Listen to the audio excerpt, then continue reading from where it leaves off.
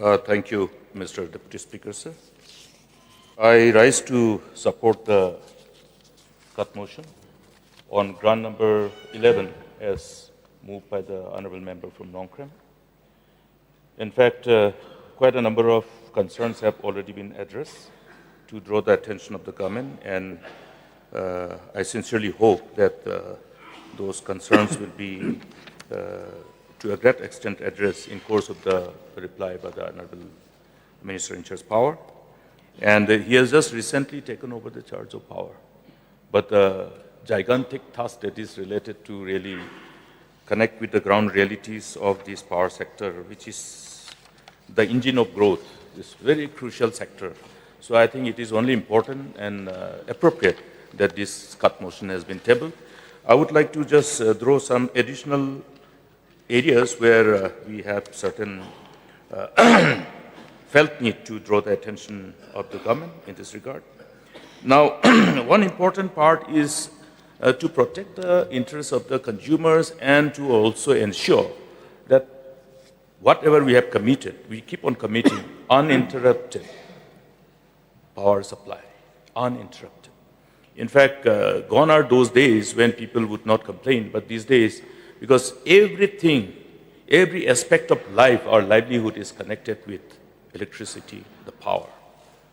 In fact, lots of people have been, regular, repeated victim of not having this uninterrupted power supply. It happens. It continuously happens. When I'm in Songsak, almost in a day, so many times of interruption of power. Then there's some technicalities which need to be corrected. Just simple technicalities. In fact, it doesn't require much investment. I have also submitted this in my earlier submission in the cut motion for SD. So this is, again, true to almost all the areas, whether it is in Mendipattu, whether it is in Tura, whether it is in Ampati. One day I received one message from Ampati. The disruption of power, after every 3 minutes, after every 5 minutes, they send me to me in my mobile. So that's the kind of attention that people are trying to draw from us in as far as power sector is concerned. And last year, a very good friend of mine from Umsning area, I saw a number of his missed call. Then he wanted to know, how is it possible for MECL not to have this restoration of power supply to all these rural villages in Umsning area? It's not just 1 or 2 or 3 or 4. Huge.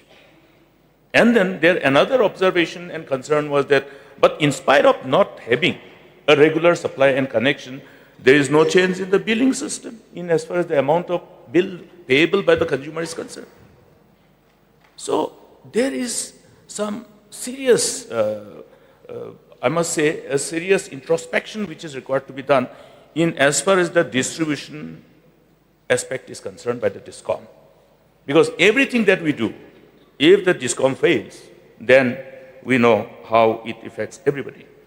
Then another part is that in order to ensure that we have sufficient power for our otherwise domestic consumers, we have also the provision of the law which allows the open access for all the industries, captive users for industries who, in a sense of adequate power from the state's distribution, Discom, then they have this. So I think it will be appropriate for us to know how many industries have been provided with this open access, how many of them are availing, because it also corroborates to the concerns expressed by Honorable Member from Shillong West.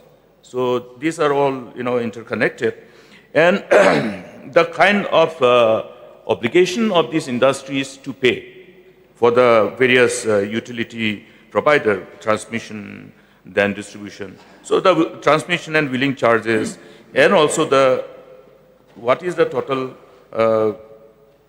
revenue that has been generated from these transmission wheeling charges in as far as these open access which were allowed to industries are concerned, and at the same time also the required cross-subsidy surcharges.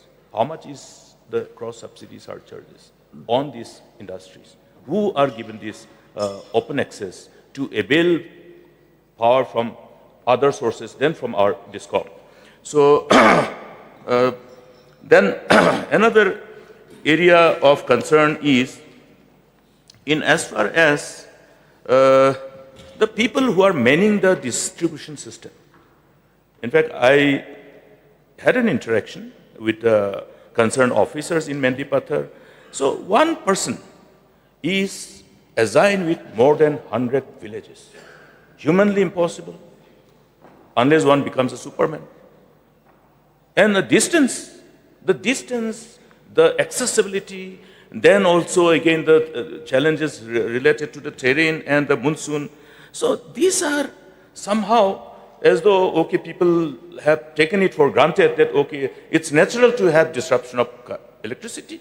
They wait patiently, but they don't actually wait patiently. They keep on ringing up the elected representatives. I'm sure all the honorable members of this August House must be receiving phone calls after phone calls after phone calls.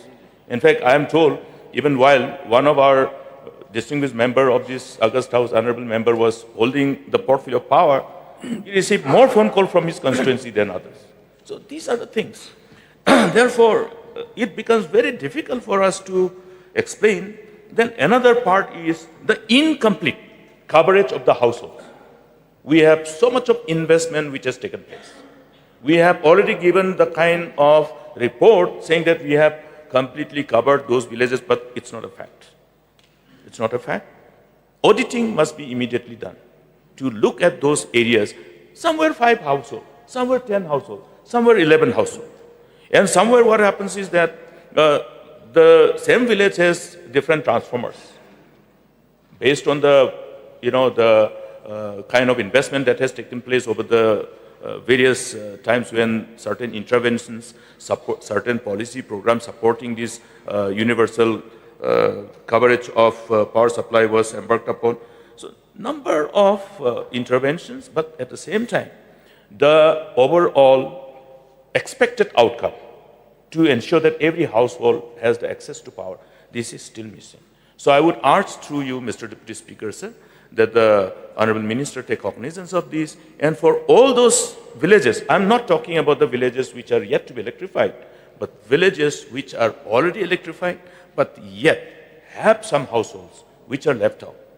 And again, another part is the consumers who were otherwise supported with the program under BPL programs for quite a number of times. It's not just a one-time initiative, but then it has been repeatedly supported.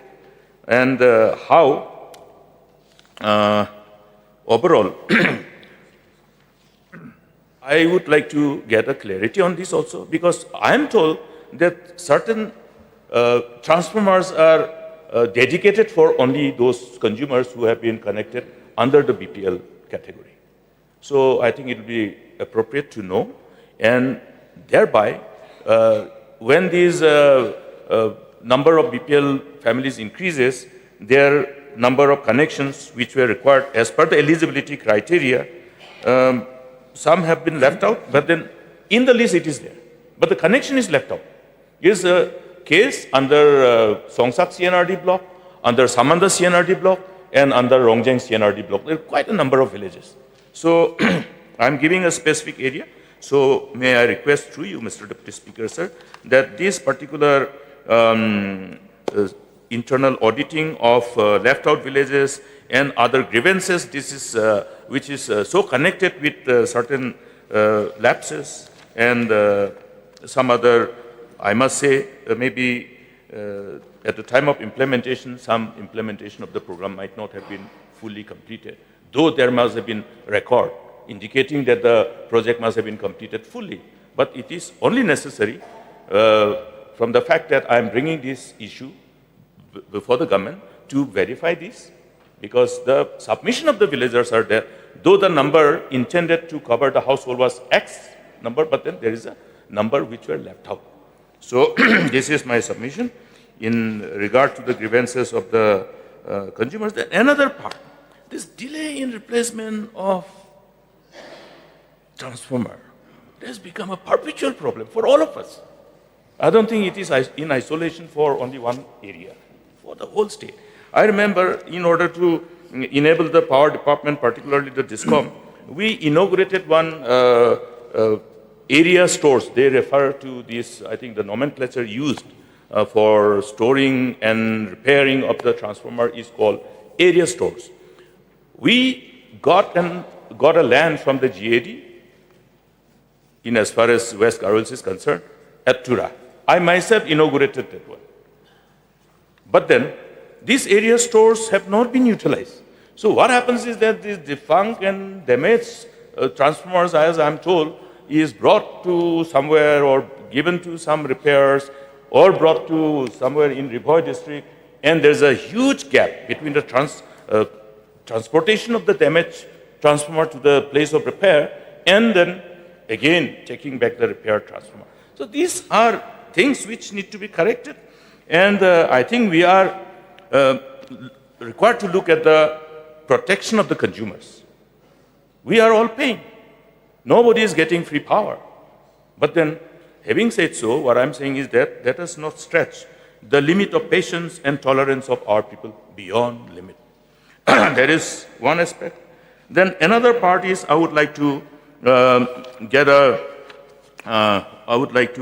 see that the minister in charge tell us about some initiatives which is reflected by the proposed outlay in as far as the head of expenditure of 4801, capital outlay on power projects, 565 crores at the projected budget estimates for 26-27. Now here, my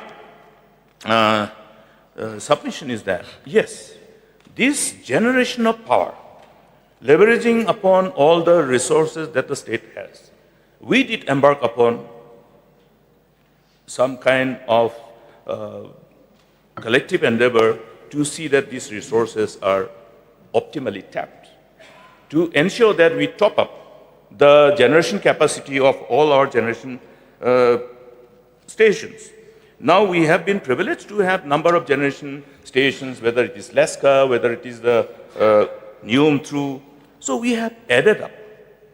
But then after those projects, we are taking long time. Even after the Gannol, that phase 1, which is at 22.5, that's a renewable, I must say, it qualifies to receive all the benefits under renewable power generation unit. And therefore, there are quite a number of areas where both these categories which are below 25 megawatt and above. I saw some of the decisions which were reflected by the media that some power generation companies have come and they would like to invest. It's a positive step. Yes, we must harness the benefit out of all these existing rivers. Well, we do not have rivers which are snow-fed, but then we are benefited because of the heavy rainfall that we receive. And therefore, the water is otherwise flowing down to Bay of Bengal. Why don't we tap it? That was the precise reason. Now somebody may say, why didn't you do during your time? But for that matter, again, in 2007-28, 2007 and 2008, number of investors, potential investors looked at Meghalaya as a potential destination to invest for developing generation stations, leveraging upon the rivers identified power generation potential sites. And then the government embarked upon a very transparent mechanism, methodology to award those power projects to be developed under BOOT, Build, Own, Operate and Transfer. So one of the best mechanisms. And it was a daunting task to actually convince at that point of time, to really convince the investors to look at Meghalaya. And particularly power projects are always in remotest areas of a state. To get these people to look at Meghalaya as a favored destination, lots of hard work went, then the signing of the agreement, unfortunately, what happened? In 2008, when there was a new government, with the change of government, all these agreements which were entered upon between the government, the power department, and the willing investors were all cancelled by a decision of the cabinet. Well, for whatever reasons, they have used their wisdom. But what has happened after that? That has scared away the investors. And therefore, there is a lot of work to be done now to bring back the investors.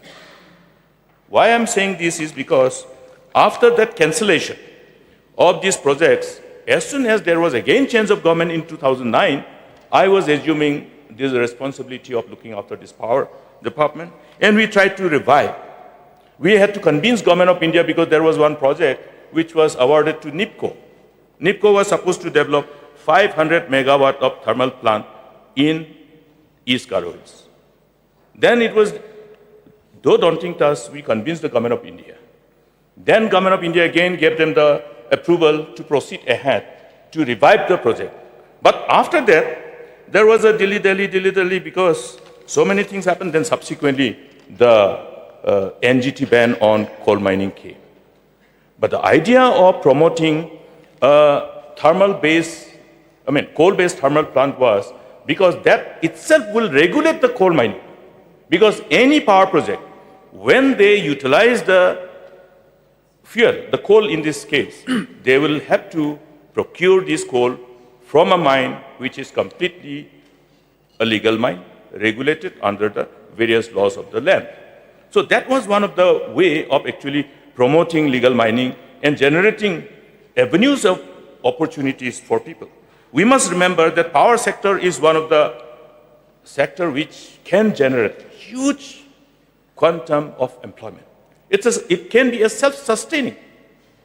It can be a game changer. And if we recollect how the whole BOT was designed was that 12% of free power was supposed to be given to the state. 12%. And 2% of the total project cost was supposed to be utilized for the development of the project affected people. Besides, the obligation of the investors, the developers, to give job opportunities for the locals. So therefore, I would urge the government to look at this area where opportunities are still there. Instead of just waiting, I think it is necessary to look at how we can recharge the catchment areas to improve the hydrology of the rivers. We have had a very positive hydrology data to attract this investment. But then today, with the whole erratic weather behavior and the impact of climate change, obviously has lots of ramification on the hydrology of the rivers. Therefore, it is necessary, since our rivers are not snow-fed, to take care of all this angle. We have so much of proposed investment under the, climate-related investment, environment-related investment. Therefore, when we do so, such a huge investment, I think it is again important to do the mapping of these areas so that this will have an amplifier impact for the rivers to have a better, positive, improved level of hydrology data to make it again more viable and remunerative for any investor to look at this investment in hydro sector. So we have both thermal and the hydro. Now that legal coal mining has started, I would expect that NIPCO should be again convinced to have one thermal plant, whether it is 500 or 200 or whatever it is. Look at how many coke plants have been given. They're adding to, that pollution level. Rather than that, let us utilize this coal for our own generation of power, which will generate so much of avenues of business as well as employment. It is time now. So NIPCO has signed. I think NIPCO must be convinced, Government of India, Ministry of Power must be convinced to see that they fulfill this obligation. In fact, that earlier agreement has been signed. It can be just revived. Maybe they may like to look at, review the location based on where the, we always say that it must be something like on the pit head, so closer to the coal mines, which will be providing the fuel as a captive mine for the power projects. And not only that, in fact, when we were trying to overcome the challenges of this NGT ban on coal mining, we wanted to invoke certain provision of the MMDR Act so that coal mining can start. These public undertakings does not have to go through all the clearances. They can easily have access to captive mine, and they can easily have a legal mine as a source of fuel for their own requirement to meet the requirement of the fuel for the thermal power project. In this case, in this instant case, I'm referring to coal-fired thermal power projects, and how we can value add these rather than sending this coal to other parts of the country. Of course, the nation needs our coal, but at the same time, the damage on the road, the pollution of the traveling of the vehicles, hundreds and thousands of trucks carrying coal, and then creating havoc in the road, so many road accidents and loss of life and damage to our road. So these all resources that we have in our own backyard can be really leveraged upon. Then other part is, of course, obviously, the hydropower project. I would like to know from the Honorable Minister in charge as to how this money is going to be invested. This 565 crore, which is reflected on power projects, whether it is for the development of any new power projects which has been decided to be developed by the generation company, or whether it is just a presumptive projection. And where is the money going to come from? Whether it is through borrowing or as a subsidy, because when we developed Ganol hydropower project, we tried to provide a dedicated fund so that the project does not land up in waiting for the fund and thereby slowing down the implementation, pace of implementation of the project. Because time overrun will always result in cost overrun. Therefore, whenever power projects are taken up, we must always see that we have a backup plan in as far as the resources are concerned.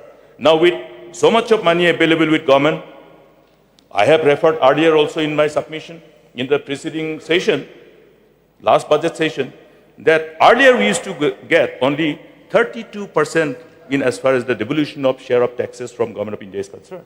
Today, we have touched 42% after the collective endeavor of all the state governments there since 2016 onwards. So during my time, I did not have the privilege of really having that much of time. We got benefit of that only for 1 year. But that also took time for Government of India, because Government of India suddenly saw that from 32% going up to 42%, it was not so easy to see that Government of India agreed to this, but then we have. So look at, when we used to get 15,000 crore, now suddenly we have 20,000. Look at that quantum of 1/4. What was available suddenly becomes, fourth. No more 3/4, it becomes fourth. So therefore we have substantial amount of money which can be funneled to this power sector. I've been seeing that we are investing huge amount of money out of whatever is coming. But I think our focus on this power sector has kept our attention, has kept the attention of the government. I hope better late than never. Please look at these areas. And please ensure that when we promote investment from public sector, all those protective provisions which were decided upon after exhaustive due diligence and discussion be incorporated. Because resources, whatever is utilized by any investor, must have ultimate resultant positive ramification in as far as the benefit is concerned, in terms of employment, in terms of other revenue which automatically will come, and at the same time, the overall contribution to the growth process. And that kind of investment is naturally going to amplify the scope of other areas of investment by the potential investors.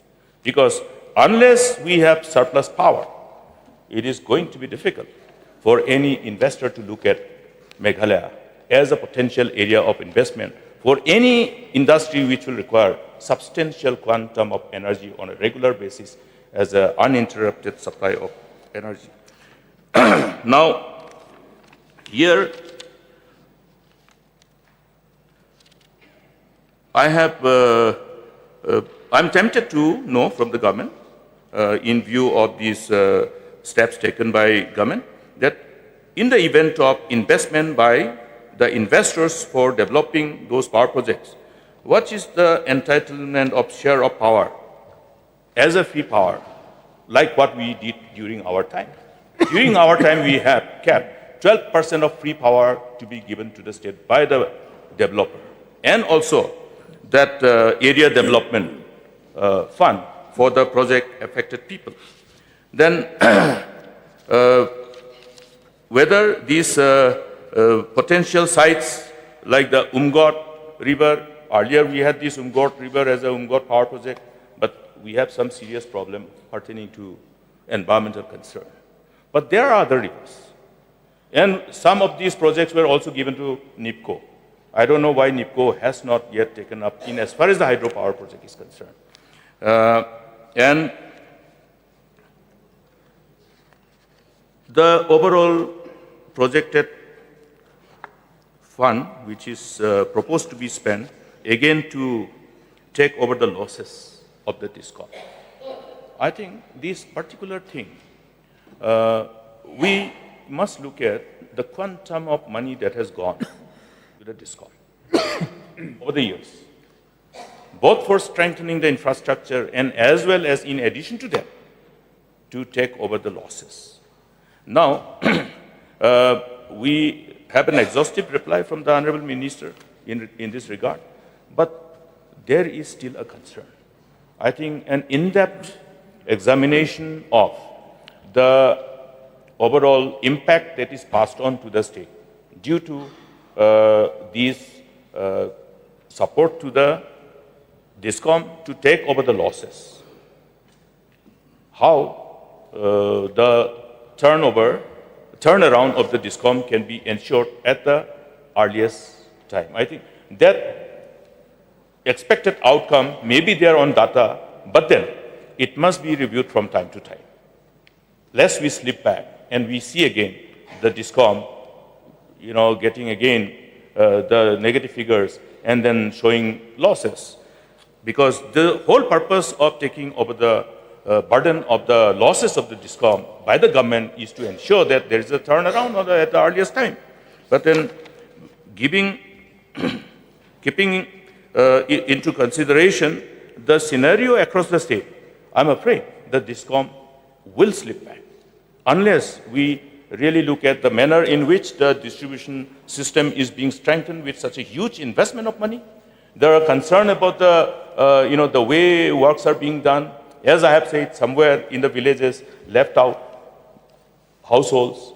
All these things together will probably enable the Discom to have a kind of turnaround, and the promptness, the efficiency with which the revenue collection, billing system and revenue collection can be ensured. Because that day I have shared my concern because I had reasons to lose my temper that day because the fact on the ground is different. It's a different. Because whenever the transformer is damaged, then only we know that, okay, there is such a huge balance to be paid by the consumers. That means the billing system is not on a regular basis. That means by chance, when the transformer, so whether it is by choice that transformers are being installed so that the transformer will get damaged and then people will be forced to pay, So that part has to be understood. Because our people, despite all these difficulties and anger, they need power, so they say, we are willing to pay. In fact, I had to stop some of the villagers from my constituency. Then they say, sir, they are taking so much time. So they are asking that this transformer, if you spend this much of money, then you can buy transformer directly and pay. Then I dissuaded them. I spoke to the authorities. The authorities said, sir, it is not necessary to be done. But on the ground, it was being done. In fact, one of my former MDCs, when I was trying to convince the villagers and dissuading them, it is not in the interior, it is just in the heart of Songsak. Then our ex-MDC said, sir, if we don't do, then we don't get power, this restoration on time. People can't wait. And therefore, even at the cost of this whole, I must say, it is nothing but a harassment though. Why should they pay for the transformer? So this is what is happening on the ground. I have brought it to the notice of the authorities through telephonic discussion and through my WhatsApp messages. It is there. So I think it is therefore necessary that this whole, what has been irritated for the consumers and for all of us must be addressed in a manner which requires. So some kind of reviewing at the divisional level, at the district level, and sensitizing the people on the ground. We also have some of the entities who are now engaging as franchisees to take responsibility of the distribution of the power. So all these things have to be, I think, review is required on a regular basis, and some more interaction with the consumers so that consumers also bring these type of instances of this, some kind of compulsion that is created by the field officers to pay and then the restore power.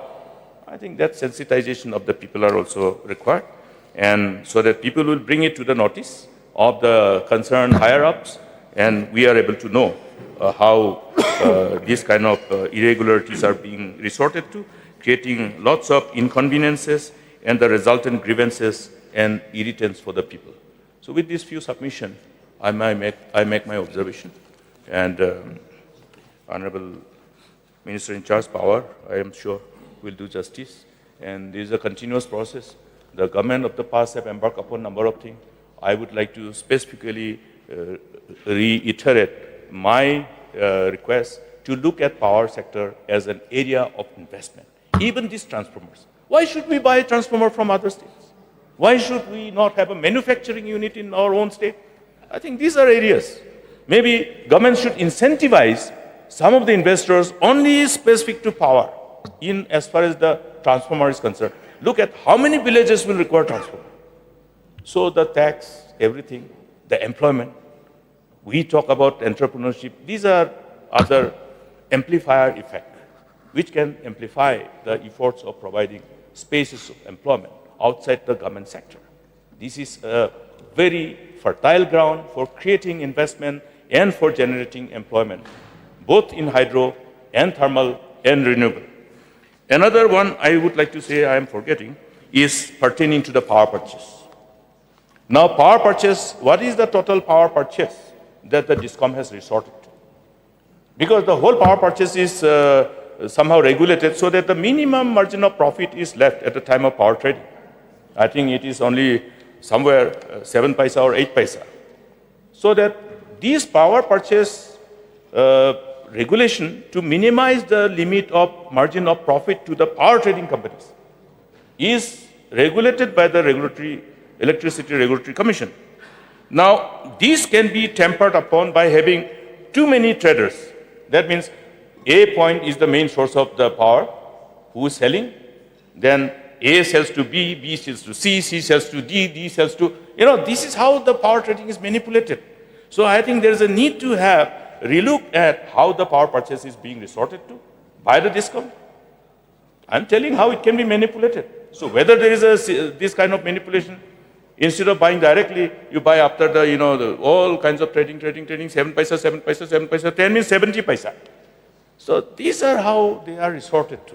So it is necessary as policymakers how we can be somehow compelled to pay more than what we should pay. Because ultimately what happens when we pay more for the input cost, then this is factor for realization, determination of the tariff. Because every year tariff revision petition is submitted to the Regulatory Commission for determining and fixing the tariff. Therefore, all these factors are incorporated while petitioning the Regulatory Commission for the fixation of tariff. Therefore, all these things will help protect the interests of the consumers. So with these few words, I make my submission and I support the cut motion.